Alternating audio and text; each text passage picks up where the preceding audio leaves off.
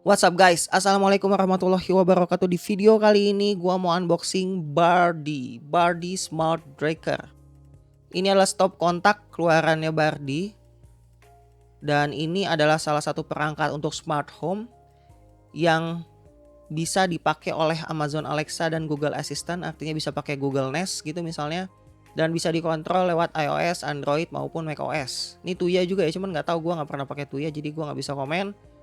Ini gua beli dengan harga 50-an sekian, entah 56, 58 gue lupa, free ongkir dari Tokopedia pas lagi flash sale di Bardi Official Store. Tapi pas gua lihat itu dia jual dengan harga 110 aslinya. Walaupun ternyata di distributornya mereka itu harganya sekitar 60-an. Jadi ya intinya sih harganya mungkin sekitar 50 sampai 60 ribu ya. Sekedar disclaimer, gua nggak disponsorin sama Bardi. Jadi apapun yang gue omongin di video unboxing dan review sederhananya ini adalah pendapat gue sendiri ya. Gitu. Kita unboxing aja. Di sini ada ada baut. Kemudian ada stop kontaknya, saklarnya, stop kontak ya kita nyebutnya stop kontak. Kemudian ada kartu nama di sini, bardi.co.id. Ada keterangannya, thank you for your purchase, garansi hubungin ini, kasih bintang 5, follow IG-nya Bardi dan share pengalaman unboxing kamu gitu. Taruh sini ya, biar manis. Terus di sini ada buku panduan, acak amat ini.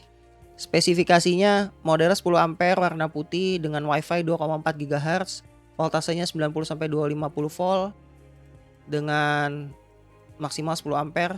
Sistem supportnya iOS dan Android ya. Jadi di Play Store dan di App Store ada.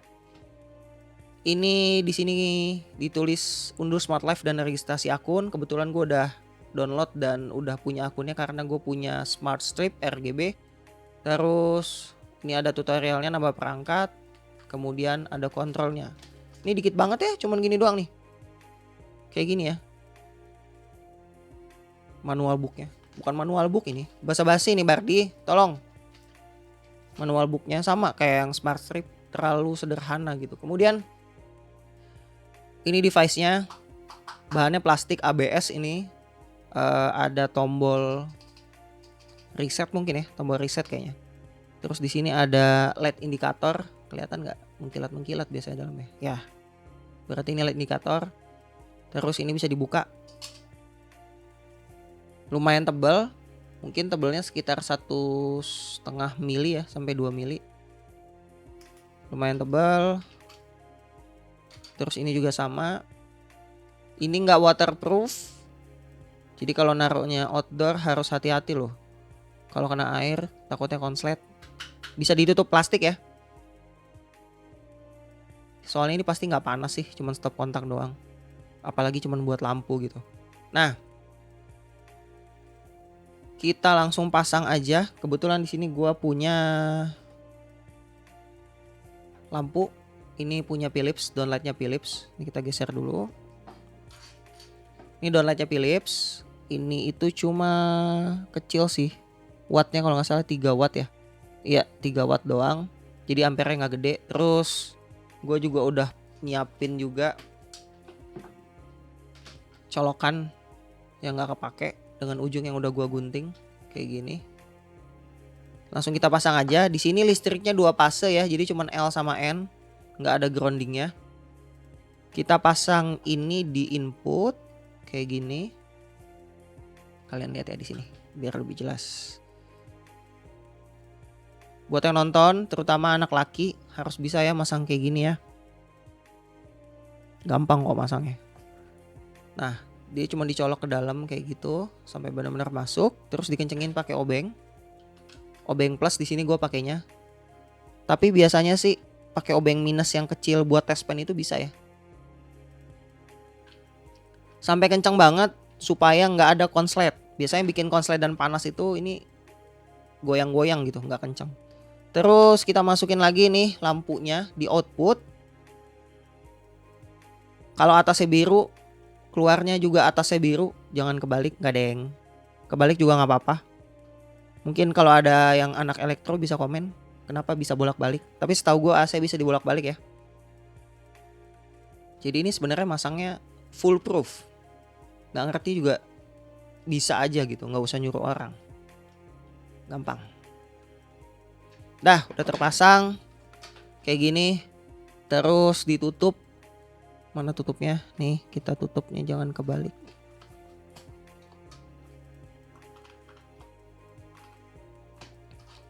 Dah, terus ini ada bautnya. Kita pasang bautnya. Ada 4 bautnya. Kita pasang 4-4-nya.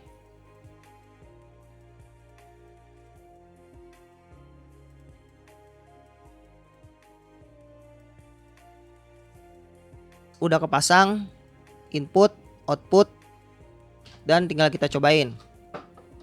Nah, ini kita cobain nih. Kebetulan di bawah meja nih udah ada colokan stop kontak, jadi tinggal ditaruh ya. Bentar ya.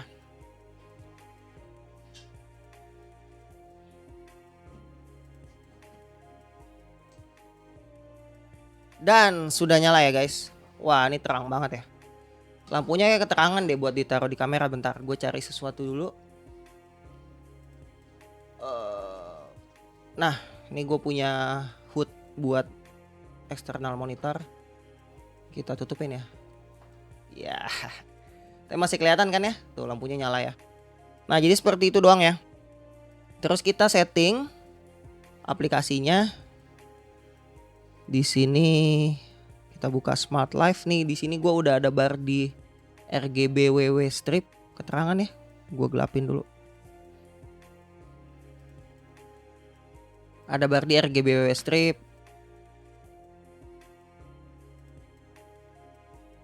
Nah, di sini kita tambahin device. Nah, ini udah langsung ke detect sama dia, device to be added 1. Smart breaker, kita go to add. Kemudian Bluetooth device kita plus. Kita masukin koneksi WiFi di rumah atau kantor kita, nama dan passwordnya. Nanti dia akan setting sendiri ya, tungguin.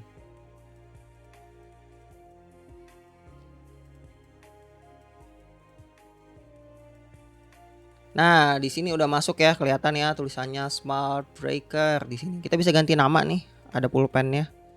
Kita ganti misalnya namanya Downlight. Dan oke. Nah, ini udah langsung masuk ke dalam. Kita cobain ya. On, off, on, off. Tutup dulu nih terangan. On, off. Oke.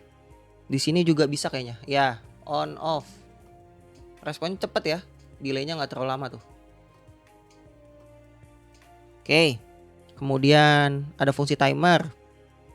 Di sini ada 5 fungsi. Countdown pertama. Countdown itu berarti kita setel waktu sesuai yang kita mau, terus nanti dia bakal mati sendiri ya.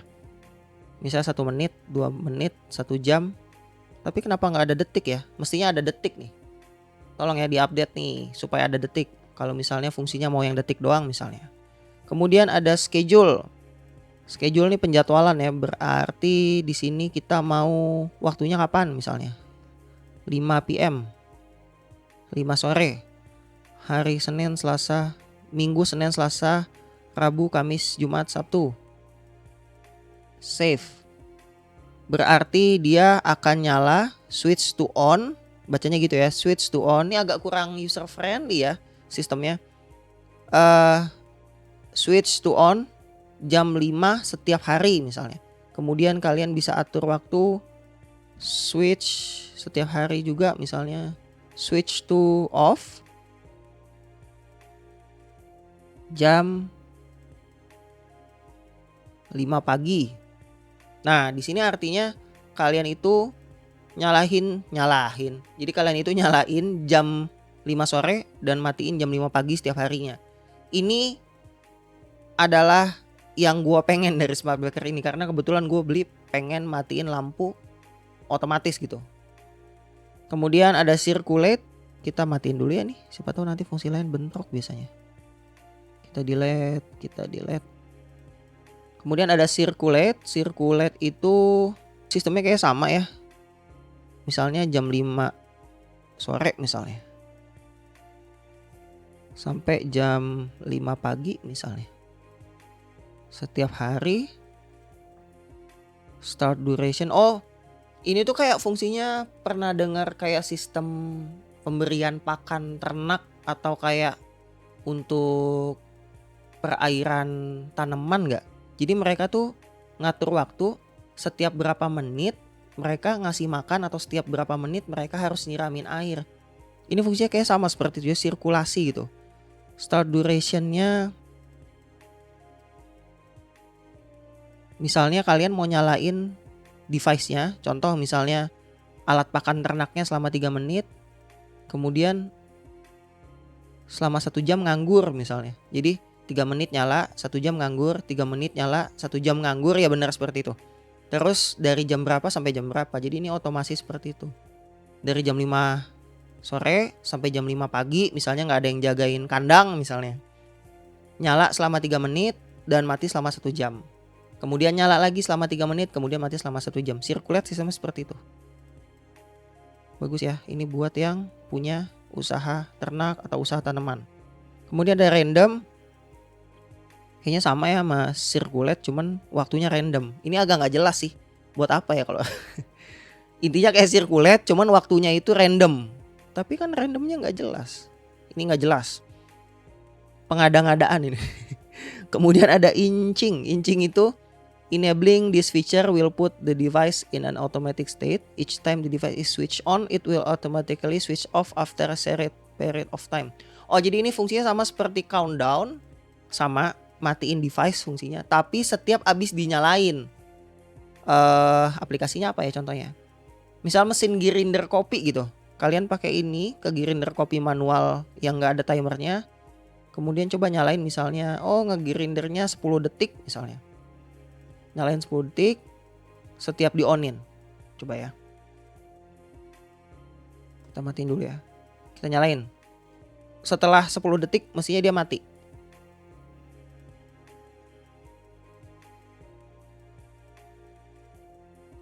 Nah, ya benar. Jadi inching itu sistemnya seperti itu.